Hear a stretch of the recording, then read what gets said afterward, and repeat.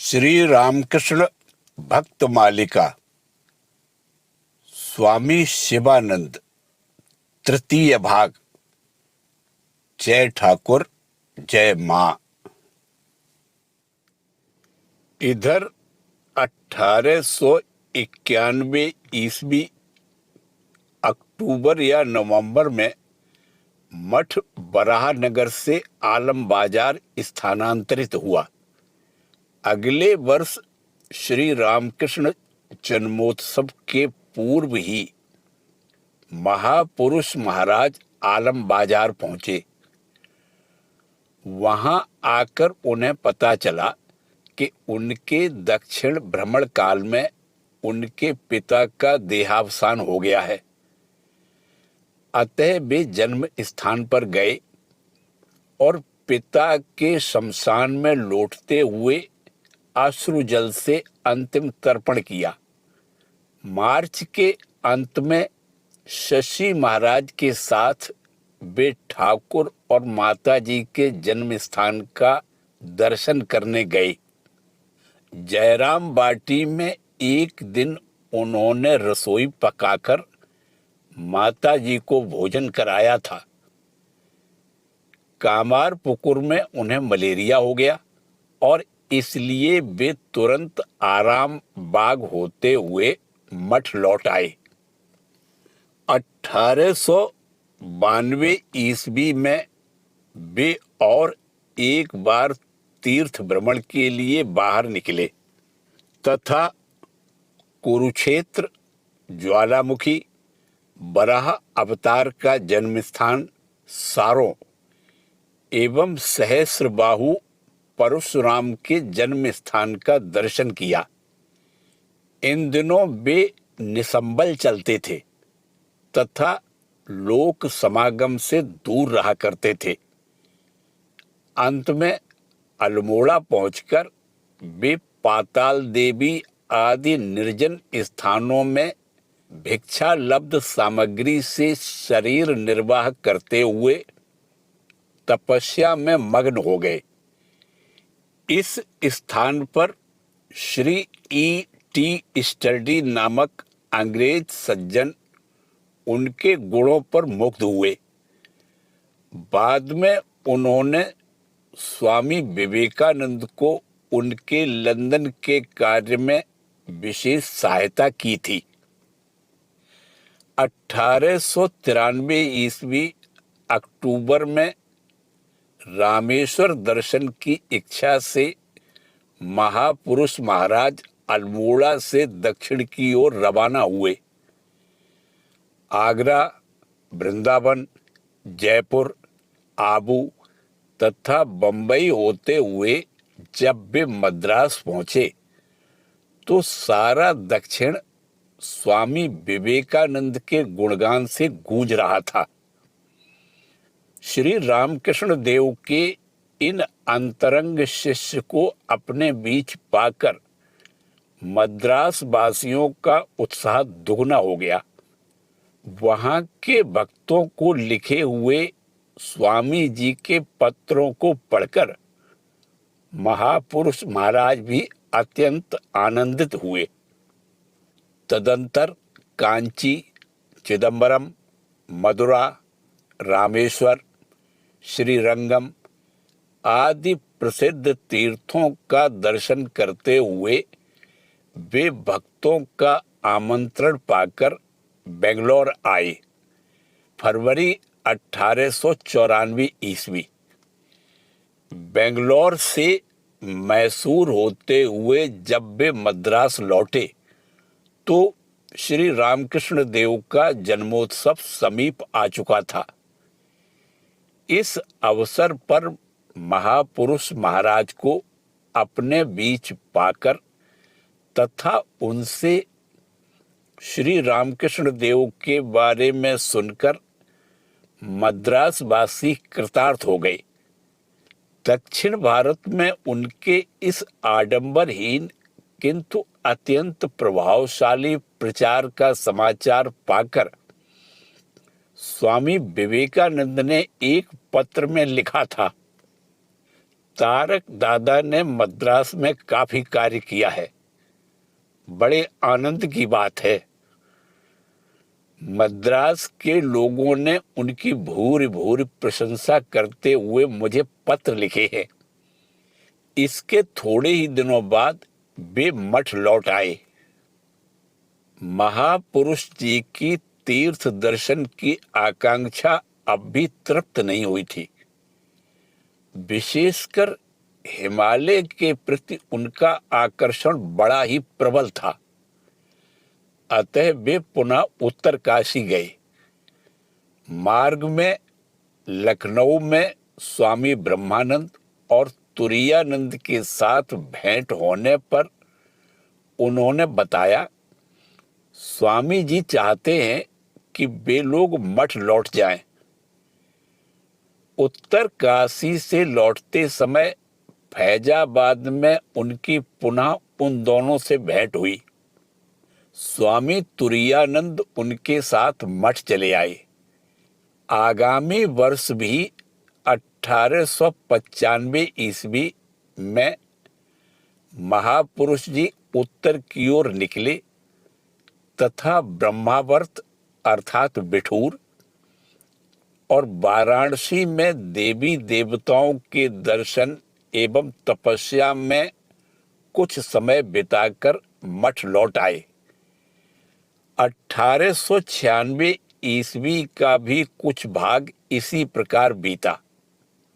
वास्तव में तपस्या की एक अतृप्त इच्छा उन्हें कई वर्षों से इधर उधर घुमा रही थी। उस तपस्या में निष्ठा भी अपूर्व थी। बाद में एक बार इन तपस्याओं के बारे में उन्होंने स्वयं ही कहा था, ऐसा भी बहुत समय गया है जब एक धोती से अधिक कुछ साथ नहीं रहता था। पेड़ के नीचे सोकर कितनी ही रातें बीती हैं। अब तो 2 कदम चलने में भी कष्ट होता है।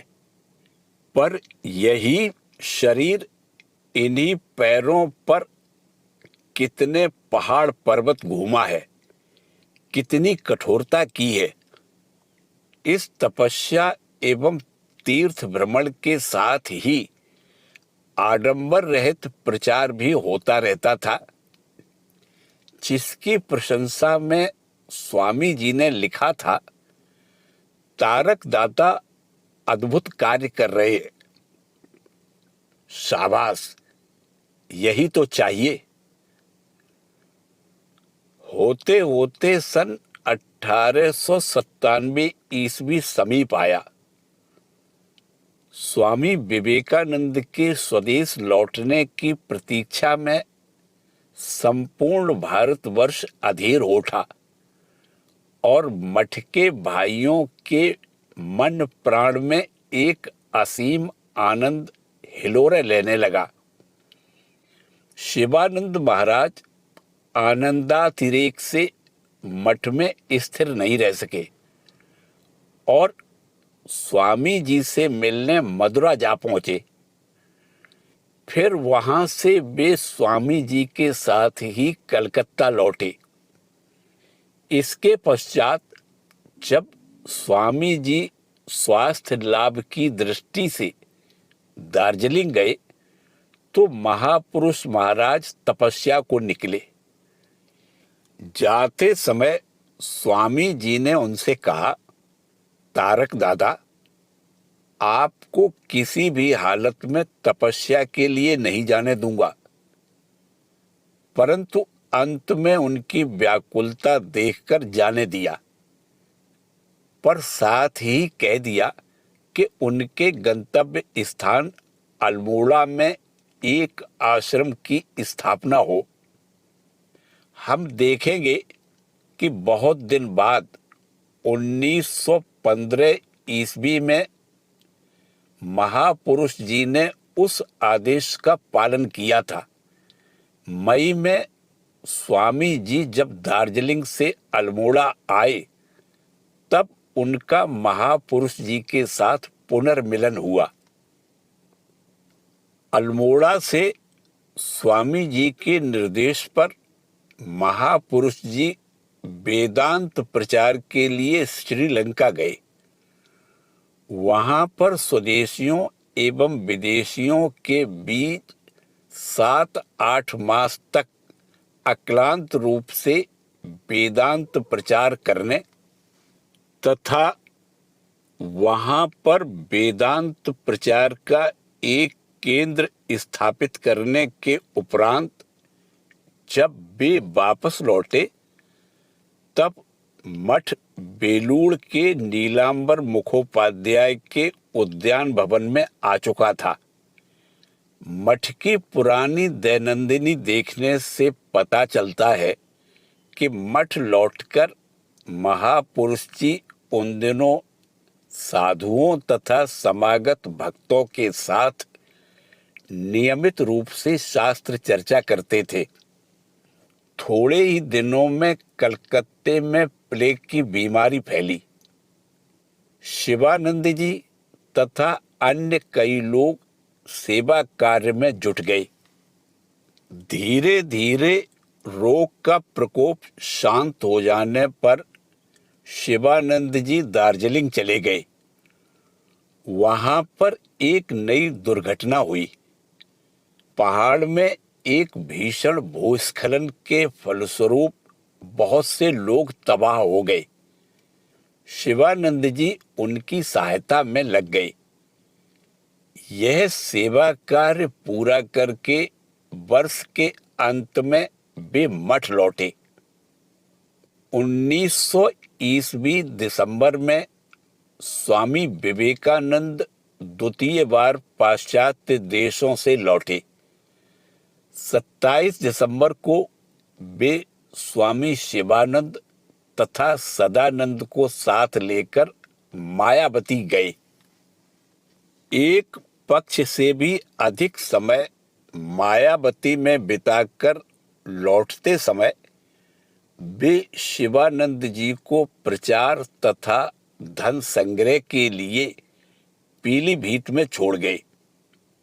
यह कार्य समाप्त करके शिवानंद जी दुर्गा पूजा के समय मेरठ पहुंचे। फिर कनखल से स्वामी कल्याणानंद का बुलावा आने पर वे वहां गए और उनकी विविध प्रकार से सहायता करने लगे। 1902 ईस्वी जनवरी में यह जानकर कि स्वामी जी वायु परिवर्तन के लिए वाराणसी आ रहे हैं, शिवानंद जी वहां पहुंच गए। इन दिनों वे मन प्राण से स्वामी जी की सेवा में लगे रहते थे। 1 महीने तक इस प्रकार चिकित्सा आदि के फलस्वरूप स्वामी जी के स्वास्थ्य में किंचित सुधार हुआ और वे स्वामी शिवानंद आदि के साथ बेलूड़ आए। काशी निवास काल में भिनगा के महाराज ने काशी में वेदांत प्रचार के लिए स्वामी जी को 500 रुपए दिए। मठ लौटकर स्वामी जी ने शारदानंद जी से इस कार्य के लिए वाराणसी जाने को कहा, पर उनके सहमत न होने पर उन्होंने शिवानंद जी से कहा। शिवानंद जी उन दिनों अत्यंत निष्ठापूर्वक स्वामी जी की सेवा कर रहे थे और उसे छोड़कर जाने की उन्हें बिल्कुल भी इच्छा नहीं थी। परंतु अनुरोध के बाद भी कोई फल न होता देखकर स्वामी जी ने कहा, रुपए स्वीकारने के बाद भी काम न करने के कारण क्या अंत में मुझे आपके लिए मिथ्याचारी बनना होगा? इस पर शिवानंद जी एक शब्द भी न कहते हुए वाराणसी को 25 या 26 जून 1902 ईस्वी को रवाना हो गए। वाराणसी पहुंचकर वे पहले रामापुरा मोहल्ले में स्थित सेवाश्रम के पुराने मकान में ही ठहरे। फिर अद्वैत आश्रम का वर्तमान मकान 10 रुपये मासिक किराए पर मिलने पर 4 जुलाई को उन्होंने उसी में आश्रम की स्थापना की। परमेश्वर के अचिंत विधानवश उसी दिन स्वामी जी ने शरीर त्याग किया और अगले दिन तार द्वारा महापुरुष जी को यह मर्मभेदी समाचार मिला। हृदय शोक से अत्यंत बेवहल हो गया। फिर भी नेता के आदेश का पालन करते हुए वे काशी में ही रह गए। रथ यात्रा के दिन उन्होंने विशेष पूजा, होम आदि के साथ ठाकुर की प्रतिष्ठा की तथा उनके बगल में स्वामी जी को भी बैठाया। यही श्री रामकृष्ण अद्वैताश्रम का प्रारंभ है। द्वैत से अद्वैत, यही ठाकुर का भाव था। आश्रम का नाम इसी का साक्ष्य देने लगा। अद्वैता आश्रम में महापुरुष शिवानंद जी की अभूतपूर्व तपस्या रामकृष्ण संघ के इतिहास में स्वर्णाक्षरों में लिखी जाएगी। आवश्यकता के अनुसार अन्न की व्यवस्था न होने पर भी वे अपना दैनंदिन कार्य शांत चित्त से किए जाते थे। भीषण ठंडी के दिनों में वे खुले हॉल में धूनी जलाकर व्याघ्र चर्म पर कंबल ओढ़कर सोते थे। रात में 3 बजे के पहले ही उठकर वे ध्यान में बैठ जाते थे। उसके बाद पाठ, आवृत्ति तथा भजन का दौर चलता। ठाकुर को जगाना, उनकी पूजा, भोग आदि की व्यवस्था करना, सब कुछ उन्हीं को करना पड़ता था। फिर इस कठिन परिस्थिति के बीच एक बार वे और भी बड़े संकट में पड़ गए। भिनगा नरेश के दिए रुपए समाप्त हो चुके थे। कई दिनों से किराया बाकी रह जाने के कारण मकान मालिक तकाजा कर रहा था। भाड़ा चुकाने के लिए महापुरुष जी ने किसी प्रकार 100 रुपये जुटाकर एक टूटे बक्से में रखे थे। उस समय एक अपरिचित युवक आश्रम में रहता था। रुपयों का पता लगते ही वह उन्हें लेकर रफू चक्कर हो गया। दूसरे दिन प्रातःकाल उस युवक को न पाकर सबके मन में संदेह हुआ और देखने पर पता चला कि 1 पैसा छोड़कर शेष सब जा चुका है। उसी 1 पैसे से उस दिन ठाकुर के भोग की व्यवस्था हुई। उस युवक के बारे में महापुरुष जी ने केवल इतना ही कहा, गरीबी थी इसीलिए रुपए लेकर चला गया, परंतु उसमें थोड़ी धर्म बुद्धि थी इसीलिए 1 पैसा छोड़ गया। उसी से ठाकुर का भोग देना संभव हुआ। यही तो साधु का साधुत्व है। परंतु इससे क्या? इस निर्मम संसार में साधु को भी लांछन सहन करना पड़ता है। संयोग से उसी समय मकान मालिक का आदमी आ गया और रुपए न पाकर उन्हें महाजन की गद्दी पर ले गया। उन्हें दिन भर वहीं पर रोक रखा गया। अंत में किस्तों में रुपए चुका देने के वादे पर उन्हें छोड़ा गया। काशी में उन दिनों स्वामी जी के आदर्श पर चारों प्रकार के कार्य चल रहे थे। धर्मदान, विद्यादान, प्राणदान तथा अन्नदान। इनमें से प्रत्येक कार्य को स्वामी शिवानंद जी की अपार सहानुभूति एवं सहायता प्राप्त थी। अद्वैताश्रम, सेवाश्रम, अद्वैताश्रम का निःशुल्क विद्यालय आदि सर्वदा उनसे निर्देश तथा आर्थिक सहायता की अपेक्षा रखते थे। इसके अतिरिक्त कई परिवारों को भी उनसे आर्थिक सहायता प्राप्त होती थी। स्वामी जी के विचारों के प्रसार के लिए उन्होंने हिंदी में पुस्तकें छपवाकर वितरित की थी। काशी के अनेक प्रसिद्ध पंडितों के साथ भी उनका परिचय हुआ था।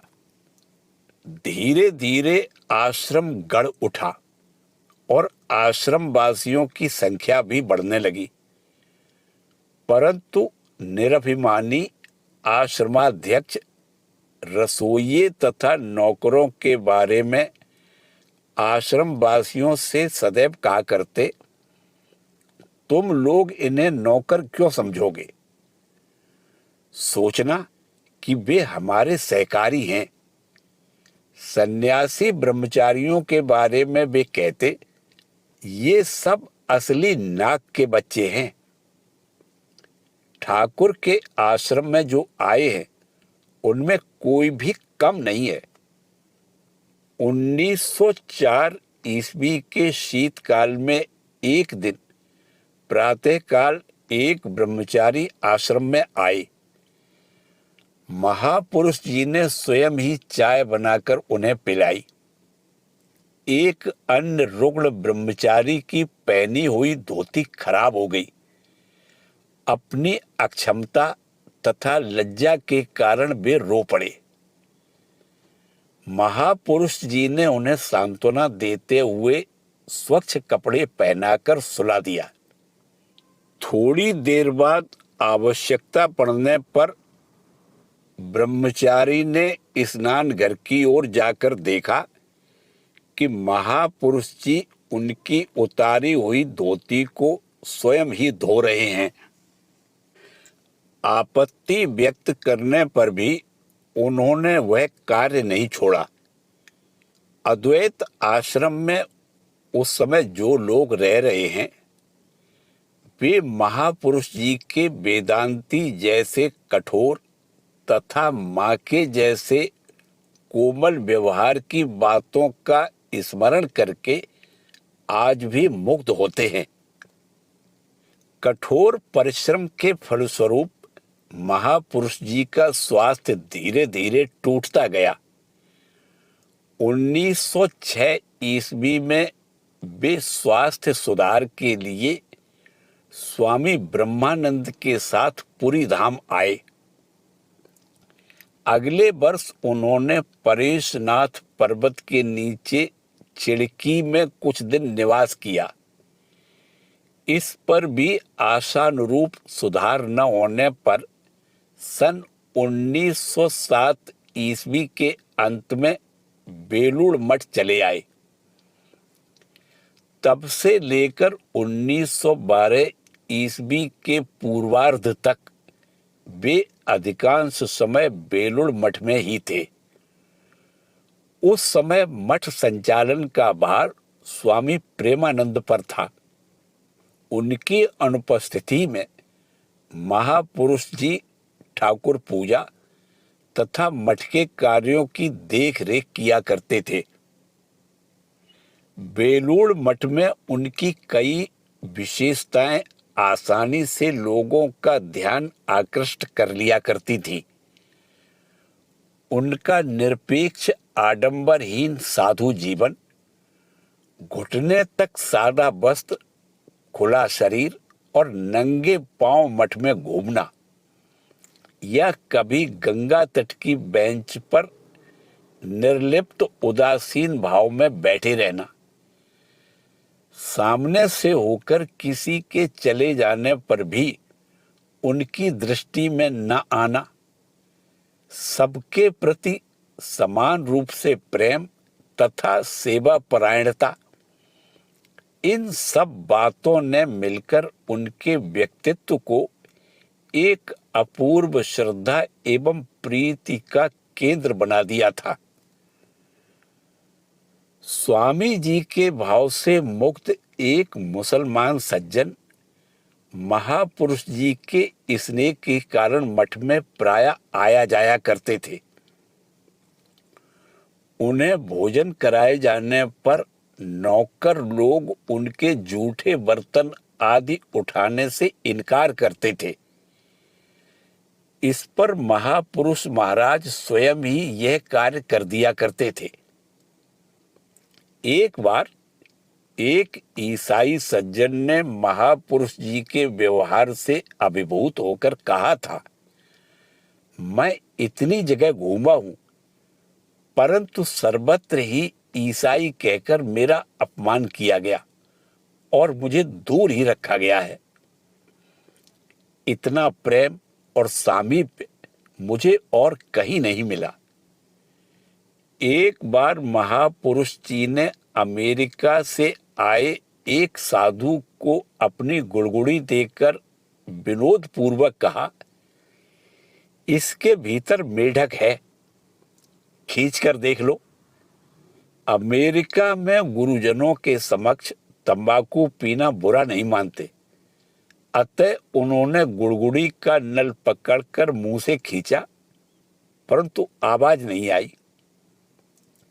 इस पर महापुरुष जी बोले, मेढक तुम्हारे साथ बातें करना नहीं चाहता है, यह देखो वह मेरे साथ कैसे बातें करता है। यह कहते हुए उन्होंने गुड़गुड़ी कैसे खींचते हैं यह बता दिया। इसके बाद उन साधु ने भी वैसा ही किया। उस समय तो वे केवल महापुरुष जी के स्नेह की ही झलक पाकर मुग्ध हुए, पर बाद में वे समझ गए कि यह मात्र स्नेह प्रदर्शन नहीं था, वरन कहीं कोई उन्हें ईसाई कहकर उनकी अवहेलना न करे, इसीलिए उस दिन धूम्रपान के बहाने महापुरुष जी ने उनको अपने समीप खींच लिया था। यद्यपि श्री रामकृष्ण भक्त मंडली में श्री रामकृष्ण देव को प्रायः सभी अवतार या स्वयं भगवान के रूप में स्वीकार करते थे, फिर भी वर्तमान युग को उनकी देन तथा उनकी नरलीला का पूरा तात्पर्य उन दिनों स्वामी विवेकानंद के अतिरिक्त अधिकांश लोगों के लिए अस्पष्ट ही था। अब देखें स्वामी शिवानंद को इस विषय में कितना ज्ञान था। ठाकुर की बीमारी के बारे में उनके युक्त पूर्ण मनोभाव की चर्चा हम पहले ही कर आए हैं। संघ स्थापना के बारे में भी उनकी इसी अपूर्व दृष्टि शक्ति का परिचय मिलता है। 1910 ईस्वी में बड़े लाट बहादुर की पत्नी लेडी मिंटो मठ देखने को आई। वार्तालाप के बीच जब उन्होंने कहा कि इस संघ का स्वामी जी ने प्रारंभ किया है, तो शिवानंद जी ने तुरंत इसमें संशोधन करते हुए कहा, यह संघ हम लोगों ने नहीं बनाया है, ठाकुर ने अपनी बीमारी के समय स्वयं ही इसकी सृष्टि की थी। उनका विश्वास था कि श्री रामकृष्ण देव के आगमन से जगत में एक अभूतपूर्व जागरण की शक्ति आएगी और सारा जग नवीन भाव से परिपूर्ण हो जाएगा। इसके रूपायन के लिए किसी मानवीय शक्ति पर निर्भर नहीं रहना होगा, तथापि मनुष्य उस शक्ति में सहायक होगा। इतना ही नहीं, उस शक्ति की क्रिया इसी बीच विश्व के पीछे अवस्थित सूक्ष्म स्तर में आरंभ हो चुकी है। वे कहते थे, इस बार ब्रह्म कुंडलिनी स्वयं ही जागृत हुई है। उनकी इच्छा से सृष्टि, स्थिति, लय सब चल रहा है। वे महामाया महाकुंडलिनी इस बार ठाकुर के आवाहन पर जाग उठी है। इसीलिए तो समग्र जगत में महाजागरण की चहल पहल दिखाई दे रही है। स्वामी जी के बारे में भी उनकी दृष्टि इसी प्रकार दूरगामी थी।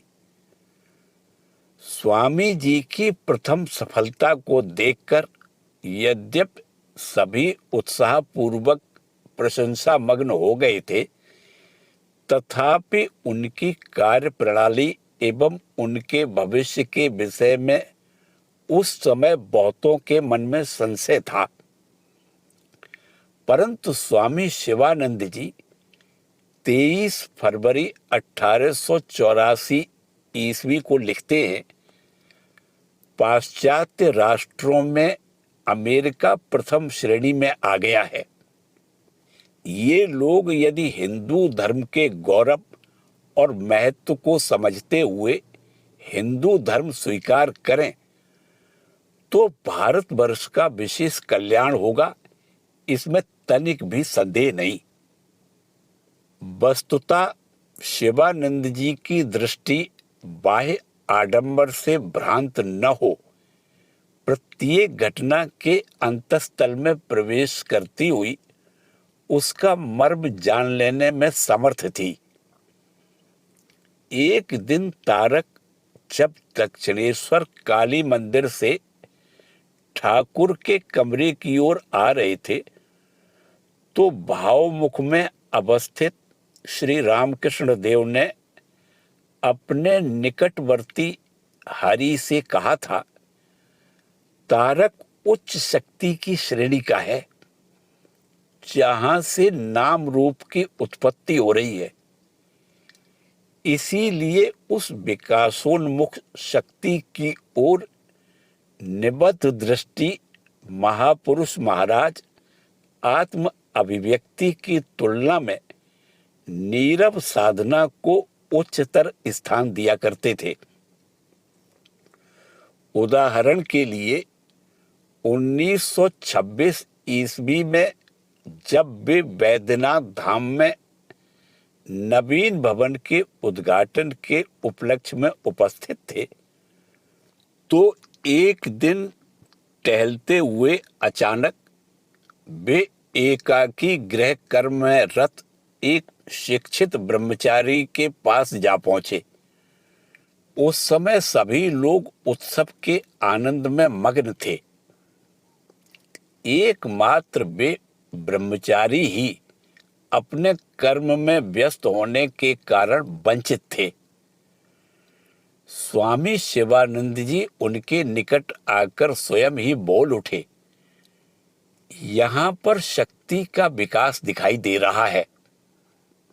समय आने पर यहां बहुत बड़ा कार्य होगा। रामकृष्ण मिशन के उस शैशव काल में ऐसी अमोघ भविष्यवाणी करना ऐसे महापुरुष के लिए ही संभव है।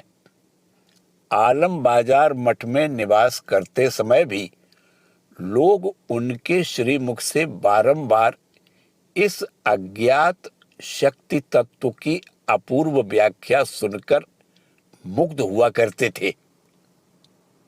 महापुरुष जी 1910 ईस्वी में स्वामी तुरायानंद, प्रेमानंद, निश्चयानंद और ब्रह्मचारी गुरुदास अर्थात स्वामी अतुलानंद के साथ कश्मीर भ्रमण के लिए गए और वहां लगभग 3 महीने बिताकर काशी आए। काशी में उन्हें आमातिसार का विकार हुआ, जिससे निरोग होने पर वे मठ लौटे।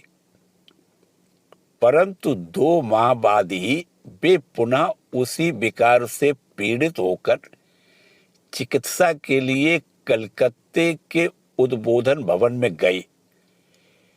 इस रोग के बीच भी उनकी आत्मनिर्भरता सबका ध्यान आकृष्ट किया करती थी। वे दूसरों की सेवा स्वीकार नहीं करते थे। आहार संयम उनका एक अन्य अद्भुत गुण था। रोग होने के बाद से स्वभाव से ही संयमी महापुरुष जी का दैनिक आहार केवल झोल भात तक ही सीमित रहा। स्वामी शारदानंद ने इस स्वाद रहित झोल का नाम दिया था महापुरुष का झोल। जीवन के अंतिम दिनों तक यह झोल ही उनका प्रिय आहार था। 1912 ईस्वी में स्वामी कल्याणानंद के अनुरोध पर स्वामी ब्रह्मानंद और तुरायानंद के साथ महापुरुष जी भी कनखल गए। उसी वर्ष वहां प्रतिमा स्थापित कर दुर्गा पूजा हुई। काली पूजा के समय वे सभी वाराणसी चले आए। वहां मई के मध्य तक रहकर महापुरुष जी और तुरायानंद पुनः कनखल गए। इधर ठाकुर के एक भक्त पलटू बाबू अपने रुग्ण पुत्र को साथ लिए अल्मोड़ा में बड़े दुख में दिन काट रहे थे।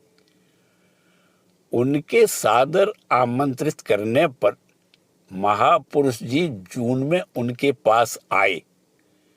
बाद में पलटू बाबू के वहां से चले जाने पर भी महापुरुष जी वहीं तपस्या करते रहे। वहां वे कुकर में भोजन बनाकर भोजन करते थे और स्वयं को प्रभु का आश्रित मानते हुए स्मरण मनन तथा स्वाध्याय आदि में समय व्यतीत करते थे। बगीचे का माली और एक पहाड़ी कुत्ता ये ही उनके साथी थे। निर्जन पर्वत पर इस वातावरण के बीच ही उनके साधक जीवन का लगभग 1.5 वर्ष बीता था। 1914 ईस्वी में स्वामी ब्रह्मानंद ने काशी आकर महापुरुष जी से भी वहां आने का अनुरोध किया। तदनुसार वे नवंबर में आकर उनसे मिले। उस समय वहां स्वामी तुरायानंद और प्रेमानंद भी आए हुए थे। काशी में थोड़े दिन रहकर महापुरुष जी तुरायानंद जी के साथ मिहिजाम आए। उस समय जामताड़ा आश्रम के लिए एक जमीन प्राप्त हुई। उन्होंने उसकी भी कुछ व्यवस्था की। तदुपरांत वे बेलूड़ आए और वहां से श्री रामकृष्ण उत्सव के उपलक्ष्य में रांची गए। रांची से मठ लौटकर वे पुनः अल्मोड़ा आए। 1915 ईस्वी अप्रैल का महीना था। स्वामी तुरायानंद काफी दिनों से बहुमूत्र रोग से पीड़ित थे। गुरु भ्राताओं पर हृदय से प्रेम करने वाले शिवानंद जी उन्हें अपने साथ ले गए और अच्छी तरह से उनकी देखभाल करने लगे। इसी के साथ तृतीय भाग समाप्त होता है। शेष भाग अगले वीडियो में। जय ठाकुर, जय मां।